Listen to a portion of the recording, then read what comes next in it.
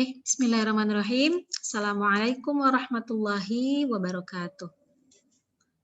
Alhamdulillah, apa kabar anak-anak semua? Kita bertemu lagi ya dalam pembelajaran Tahsin Al-Quran. Sebelumnya, Bu Silmi mengucapkan selamat menunaikan ibadah puasa. Semoga ibadah puasa kita berjalan dengan lancar dan diberikan kesehatan, sehat walafiat oleh Allah Subhanahu wa taala. Amin ya rabbal alamin. Kebetulan sekali di bulan suci Ramadan ini alangkah baiknya kita harus tak henti-henti untuk mempelajari Al-Qur'an, untuk membaca Al-Qur'an. Dan alhamdulillah pada video kali ini kita melanjutkan materi kita yang minggu-minggu lalu, yaitu masih pada mad far'i. Nah, bagian mad far'i kali ini yaitu tentang mad silah. Ya. Silahkan anak-anak simak baik-baik. Mad silah ini itu terbagi ke dalam dua bagian. Ada mad silah qasirah dan ada mad silah tawilah. Ingat ya, ada mad silah qasirah dan ada mad silah tawilah. Ya. Kita simak satu persatu. Mad silah qasirah, ya. Silakan kalian perhatikan bacaannya. Ini definisi dari mad silah qasirah. Apa itu? Idza kana ma qablal ha'i mutaharrikan wa yushtaratu ayzan alla yakuna ma ba'dahu mausulan wa la yajidu ba'dal ha'i hamzun mutaharrikun. Nah, definisinya ini dari idza kana sampai mutaharrikan. Apa itu artinya? Apabila sebelum hak domir, idza kana ma qabla ha'i, ya, ada huruf yang berharokat. Nah, mutaharrikan itu adalah huruf yang berharokat. Jadi apabila sebelum hak domir itu terdapat huruf hijaiyah yang berharokat maksudnya. Wa yushtaratu aizan, ya. Dan mad silah qasirah ini disyaratkan apa saja? Yang pertama itu alla yakuna ma ba'dahu mausulan, yakni tidak disambungkan dengan huruf berikutnya. Ya. Dalam arti setelah hak domir ini ada huruf yang sukun, ya, yang mengakibatkan haknya itu tidak dibaca panjang. Nah, itu syarat yang pertama. Syarat yang berikutnya itu apa? Wala yajidu ba'dal ha'i hamzun mutaharrikun. Wala yajidu, dan tidak pula bertemu ba'dal ha'i dengan hamzah yang berharokat mutaharrikun, ya. Jadi selain syarat yang pertama, syarat yang kedua itu adalah syaratnya setelah hak domir itu tidak boleh terdapat huruf hamzah. Hamzah yang berharokat. Itu kalau misalkan ada, itu batal dihukumi dengan mad silah qasirah. Ya. Nah, ini kalian simak, ada syarat-syaratnya. Tadi yang pertama itu apa tadi? Setelah hak domir itu harus ada huruf yang berharokat. Sebelumnya harus ada huruf yang berharokat. Nah, kalau misalkan dilihat dari contoh seperti ini ya, sebelum hak domir itu ada huruf yang sukun, maka itu tidak dinamai dengan mad silah qasirah, ya. Lalu syarat yang kedua yang tadi itu setelah hak domir itu tidak disambungkan atau tidak dibaca bersambung dengan kalimat berikutnya, atau setelah hak domir ini terdapat huruf yang sukun atau alif lam sukun. Ya, alif lam qamariyah. Innahul haqqu, annahul haqqu, lahul mulku. Nah, jadi si haknya ini tidak bisa dibaca panjang, maka dia tidak bisa dinamai dengan mansilah qasirah. Dan yang terakhir tadi apa? Setelah hak dhamir itu tidak terdapat hamzah yang berharokat atau tidak bertemu dengan hamzah yang berharokat. Kenapa? Karena demikian, kalau misalkan hak dhamir ini bertemu dengan hamzah yang berharokat, ya seperti ini, maka bukan lagi namanya mansilah qasirah, melainkan mansilah tawilah.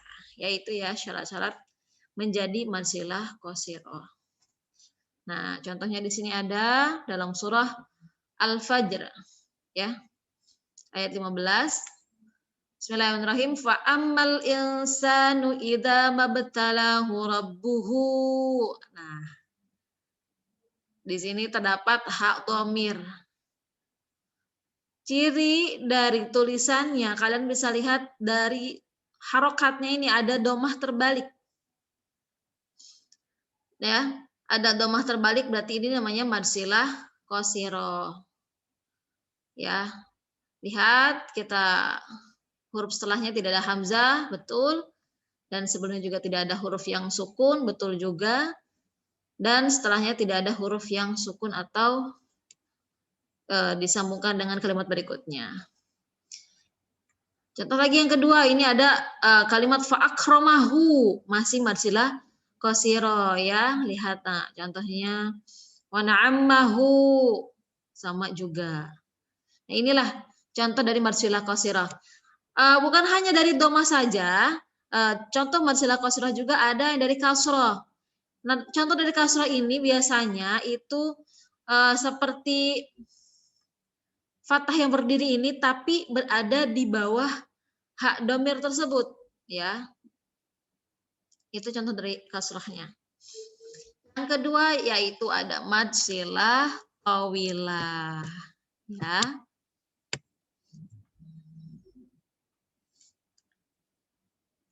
Apa itu mad silah tawilah? Bisa dilihat dari pengertiannya yaitu idza kana ba'dal ha'i hamzatu qat'in.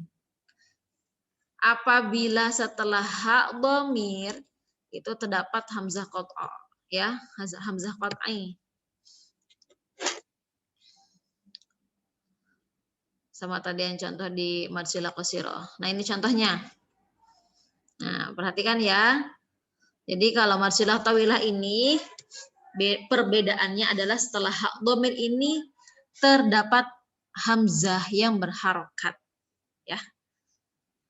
Dari segi tulisannya itu bedanya kalau mad silah tawilah ada benderanya ini.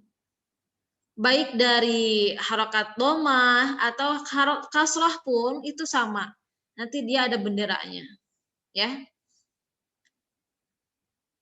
Lalu perbedaan cara membaca antara mad silah qasirah sama mad silah tawilah itu apa?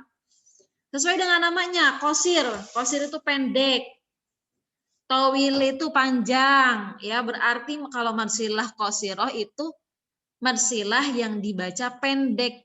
Berapa panjangnya itu adalah 2 harokat, ya, sama dengan mad asli. Jadi jangan terlalu berlebihan kalau ada mad silah qasirah. Cukup 2 harokat saja atau setara dengan 1 alif. Lalu untuk mad silah tawilah yaitu mad silah yang dibaca panjang. Berapa panjang harokatnya itu? 5 harokat. Ya, 5 harokat atau setara dengan 2,5 alif.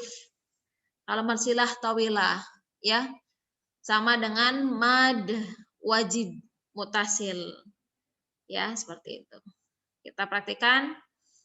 Contohnya ini masih dalam surah Al-Fajr, ya. Fayauma idzil la yu'adzibu 'adzabahu ahad.